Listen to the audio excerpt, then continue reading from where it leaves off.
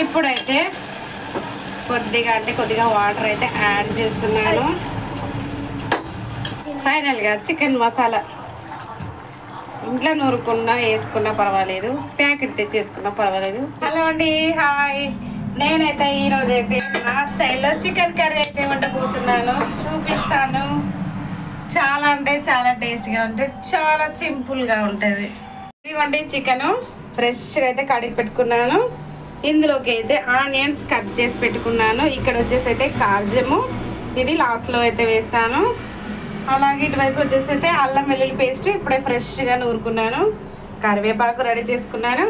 అలాగే కారం, పసుపు, కొద్దిగా జీలకర్ర మెంతుల పిండి. ఇటైతే గిన్నె పెట్టుకొని అయితే కాస్త ఆయిల్ అయితే వేసాను, సిమ్లో పెట్టాను. ఇప్పుడు మనం అయితే ఇటు వచ్చేసి అయితే ఏమేమి కలపాలి అంటే ఇందులోకి అల్లం కొద్దిగా, పసుపు కొద్దిగా, అలాగే జీలకర్ర మెంతుల పిండి. ఇప్పుడు స్టార్టింగ్లో వేస్తే కూర మాత్రం చాలా అంటే చాలా టేస్టీగా ఉంటుంది, అద్దిరిపోతుంది. అలాగే ఇందులోకి అయితే కారం, మీకు తెలుసు కదా ఏ కూరకి ఎంత కారం వేసుకోవాలో తెలుసు కదా మీకు. అలాగే వేసేసి అయితే ఇప్పుడు వీటిని అయితే ఈ విధంగా మొత్తం కలుపుకోవాలి. ఇదిగోండి ఈ విధంగా అయితే కలిపి పెట్టుకున్నాను. ఇప్పుడు ఇటువైపు వచ్చేసి అయితే ఆయిల్ అయితే వేడింది. కాస్త జీలకర్ర, కొద్దిగా ఆవాలు, మీకు ఇంకా ఏ తాలింపు గింజలు ఉంటే ఆ తాలింపు గింజలు అన్నీ వేసేసుకోండి. ఇది వేగాక ఆనియన్స్ ఇవి కాసేపు అయితే వేగనిద్దాం. ఇప్పుడైతే కొద్దిగా కరివేపాకు. ఇదిగోండి ఆనియన్స్ అయితే అన్నీ ఉడికేసాయి, బాగా డ్రై అయినాయి. ఇప్పుడైతే చికెన్ అయితే ఇందులో వేసుకోవాలి. ఈ విధంగా చికెన్కి కారం అన్ని మాల్ మసాలా పట్టేసి చికెన్ తాలింపుకి వేస్తే సిమ్లో పెట్టి ఒక 30 నిమిషాలు సిమ్లో పెట్టి ఉడికేయండి. కూర అయితే ఉప్పు కారం అయితే చాలా అంటే మసాలా ముక్కకైతే చాలా పడుతుంది, కూర మాత్రం టేస్ట్గా ఉంటుంది. ఒకసారి ఫ్రెండ్స్ మీరు కూడా ఈ విధంగా అయితే ట్రై చేయండి. ఇప్పుడైతే స్టవ్ని అయితే సిమ్లో పెట్టా.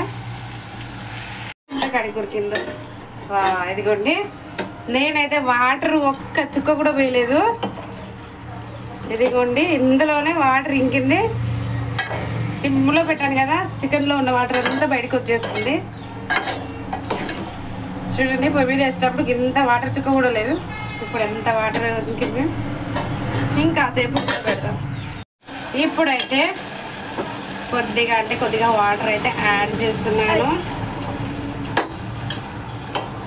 కొద్దిగానే పోసాను, ఆల్రెడీ కూర సగానికి ఎక్కువనే ఉడికింది, 5% అయిపోతుంది. ఓకే,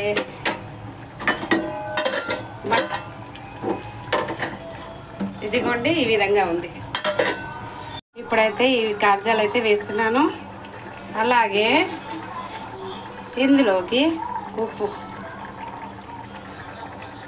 ఫైనల్గా చికెన్ మసాలా ఇంట్లో నూరుకున్నా వేసుకున్నా పర్వాలేదు, ప్యాకెట్ తెచ్చేసుకున్నా పర్వాలేదు. పిల్లలు మసాలా ఎక్కువ తినరు కాబట్టి కొద్దిగా వేసాను. మీకు కావాలంటే ఎక్కువ వేసుకోండి. 5 నిమిషాల నుంచి దించేసుకోవడమే, ఉంటే కొత్తిమీర వేసుకోండి.